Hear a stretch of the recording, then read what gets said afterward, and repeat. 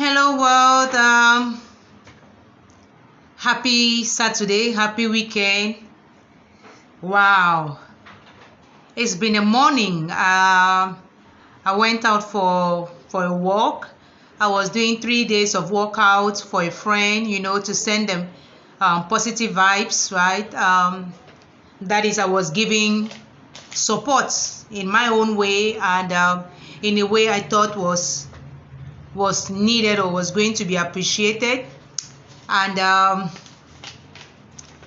that week or something like that, or the week before, I think I was also the one at the receiving end of support and help.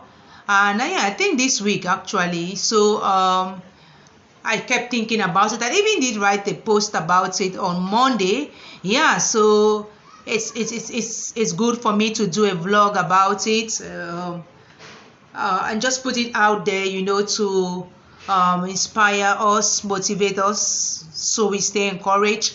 And so we think about it, we keep thinking about it as we journey on, because I've also worked with some clients this week, and the one I work with today in particular, they really took me deep down there, because they felt like the support they are getting is controlling and is limiting them. And so you see, they're not really receiving it, and it causes some tension. And so that's why I thought about this topic, like how do you give support, help, love, and how do you receive same support, help, love, and do we express ourselves in it? Do we communicate? And then, well, we are flexible, right? We are human beings, and we are not sticks and stones and blocks and all of that. So we can adapt, we can change, we can start having conversations, honest conversations, open conversations. It's not something you force someone. It causes a lot of challenges in relationships, whichever type of relationship you're looking at. When you try to help somebody in a way that they don't need or in a way that they don't want, right? I think even children nowadays, you can't do that anymore.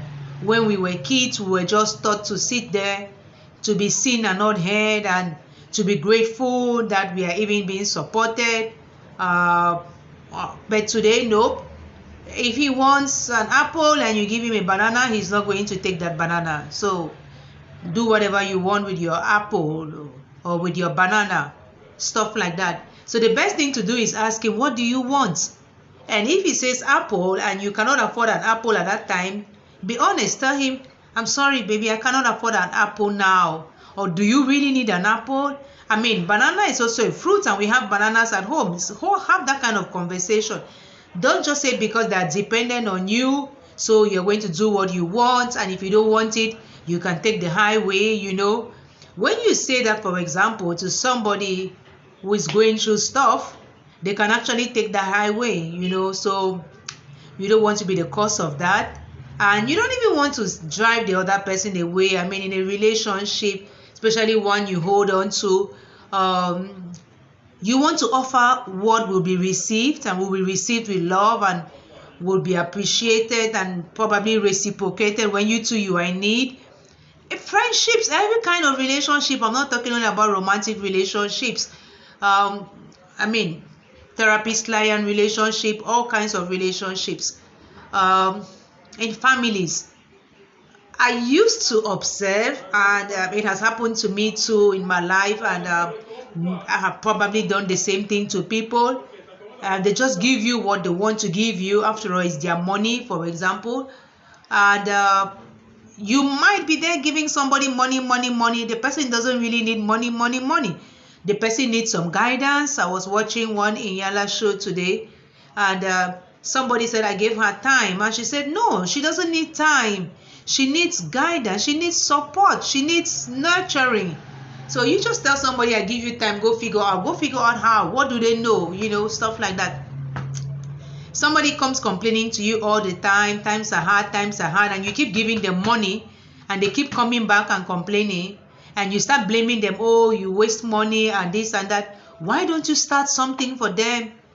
Or ask them, no, not even start, ask them, what can I do to help you, like, and stuff. And then, well, have a conversation. If what they think about is going to cost you so much and no, you don't want to do that, have that conversation. Don't go grumble and say, I'll think about it, and take forever to think about it, and then go grumble about it, and then maybe you even start bitching and you start wishing them whatever, and don't go say, oh, I want to help her, she doesn't want my help, or he doesn't want my help, they don't want my help, I'm sick and tired of this family, I keep doing things in this family, I've built a house, I've bought a car, I've bought a piece of whatever, I've done this, I've gone up, I've sent this one there, I've done so, I've done so. Do they need that? Did you have a conversation? Can you stop giving? Sometimes you need to show tough love. That means that if what you are giving is not being received, stop giving. And you can even stop without talking or just saying the barest minimum. Like Inyala was saying today in hard conversations, like I'll be looking at the rules tomorrow. One of them is that you should be clear. I wrote a poem titled Kiss. Keep it straight and simple. Don't beat about the bush. Whine. I have been giving you money every month for the past 6 months, hoping that you will figure out some business to start doing to help yourself and your kids, but I'm not seeing any progress. I don't know if that's the right thing to do. I just feel right now I need to take a break. And in 3 months or after a month, we can talk about it again. And you tell me exactly what I can do to help you once and for all. End of conversation. You don't need to call family meeting to discuss this person's desperate situation. You don't need to, all of those things. That's why the first thing was, how do you give? Because I know that we human beings, we love to give. It's like we fight for fulfillment in giving. And it's there in the Bible, there's joy in giving and in receiving. And yeah, well, of course, we are all put on this earth for a purpose, for a reason. So if you have more and you can help people, I see some people go after people who have more, quote and unquote, and I'm like, oh, don't forget about so and so kind of people. Okay, fine. But how will they give? Like, give it like hand out. Hey, come and take this 500,000. If you care, you go and waste it. Or stuff like that. So I'm tired of supporting you. You're living in my house for 3 months. If you have not figured out yourself by those 3 months, you get out. And you're saying that in front of the whole family. In a family meeting, the person is standing there in the middle. How embarrassing. Yeah, I'm just using all kinds of examples coming to my head. If you relate to any of them, please, I don't know you. I don't have nothing to do with your story. And it's not about me. It's not about my family. That's how I talk, right? I just think about scenarios in my head like that. Even love. You must not force somebody to receive love the way you want to give it. There are 5 love languages. Affirmations, quality time, acts of service, gifts, physical touch. 5 good love languages. Well, according to the man who wrote that book. So you have 5 different ways of giving it. And people also have 5 different ways, or they have their own priority, they have their own choices. It's like, must I love words of affirmation? Must I love physical touch? Must I love gifts? Must I love quality time? Everybody's own is different. I used to just play it out with my partners, and I'm asking them, what's your love language? For one person is this, for one person is that, my own is this. And it changes. Before it used to be what I don't know, now it's something else, all of those things. So we really need to be real, keep this thing real and stop hurting ourselves and hurting other people by trying to force the way we are giving them support, help, or love. That's the first part. The second part is, how do you receive? Simple thank you. Can it come out of your mouth? Simple no thank you. Can it come out of your mouth? Or it's just no? Or it's just what do you want to show? Or it's just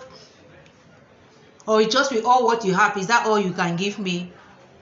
Just grumbling and stuff like that. Or it's just like whatever, put it there.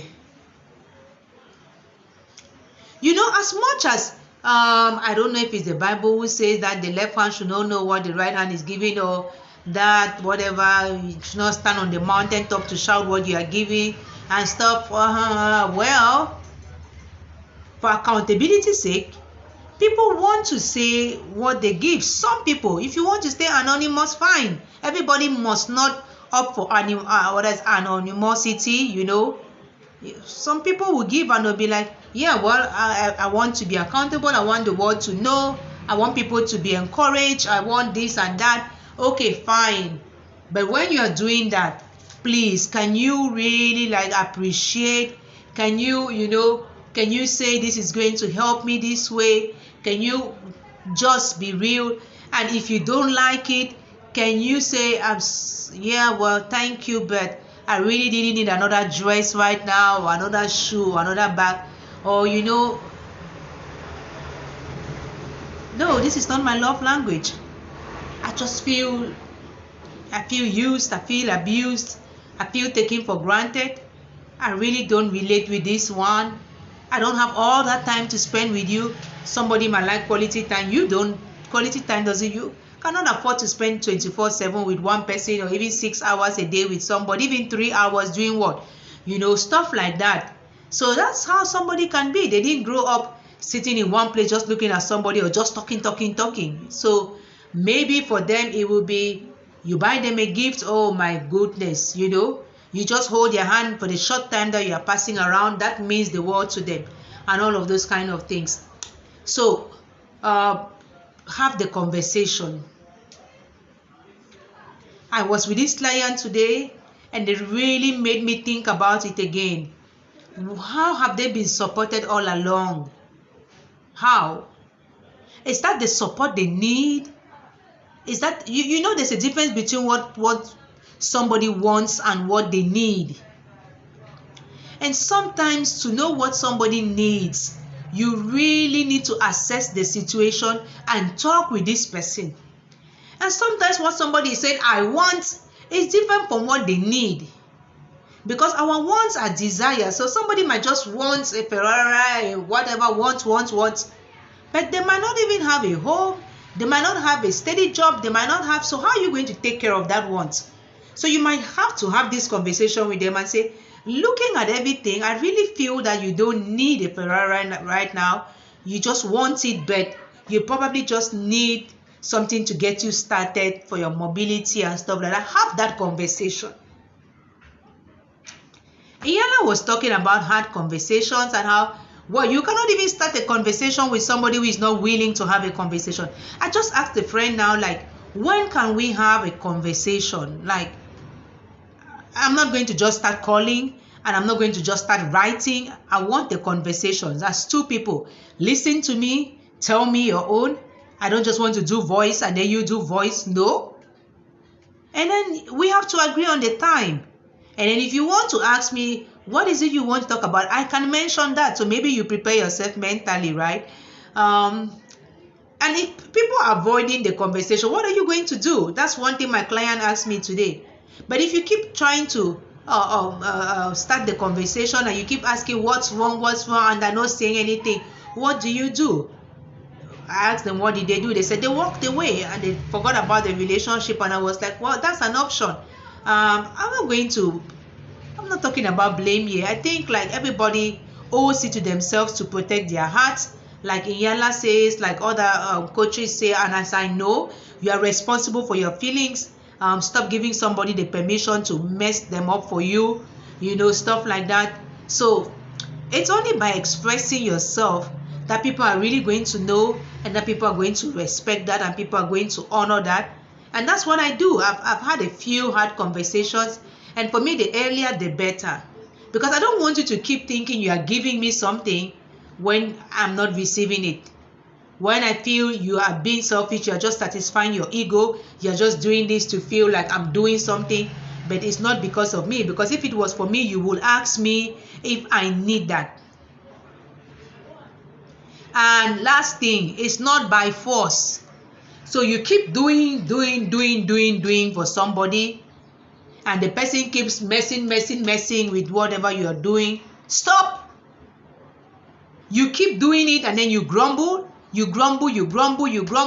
Some have even come to me, and I've really felt like, but why can't you just stop? This morning I watched that Inyala Fix My Life. She was trying to help a 19-year-old girl who had been kidnapped from birth, and now she met her biological parents, and they were having a hard time in their relationship. And then when Inyala tried to help her, she got mad at Inyala, and she said she wants to leave and everything. And Inyala said, well, you are free. I can't force you. So, well, she went, and the thing had to be for 2 days.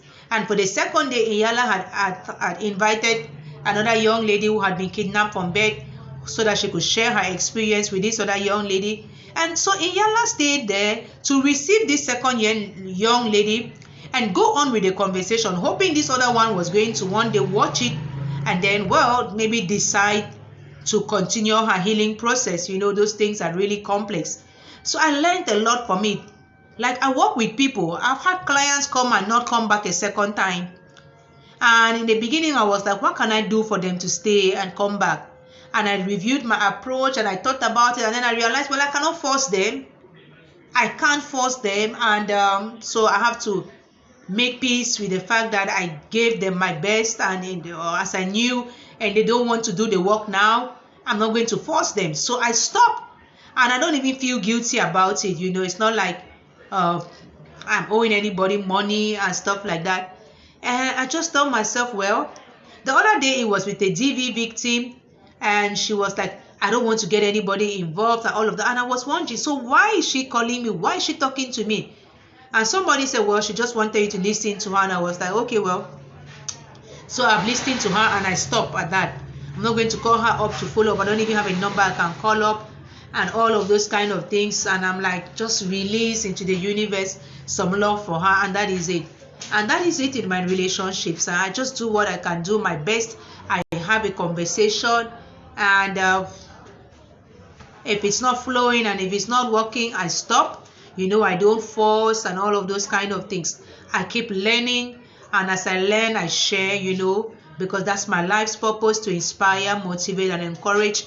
And I really hope that whoever watches this and whoever is going to watch this later really get something out of it, to stay inspired, motivated, and encouraged on their journey, right?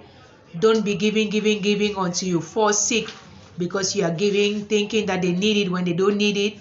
And don't be ungrateful. It motivates, right? It's not like just give for giving's sake and God will bless you in heaven. I'm living on earth, so I want people to tell me thank you.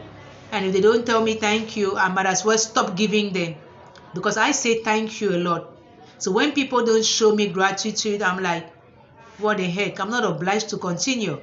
You know, sometimes I continue, sometimes I let it go, sometimes I bring it to their attention. I didn't appreciate that.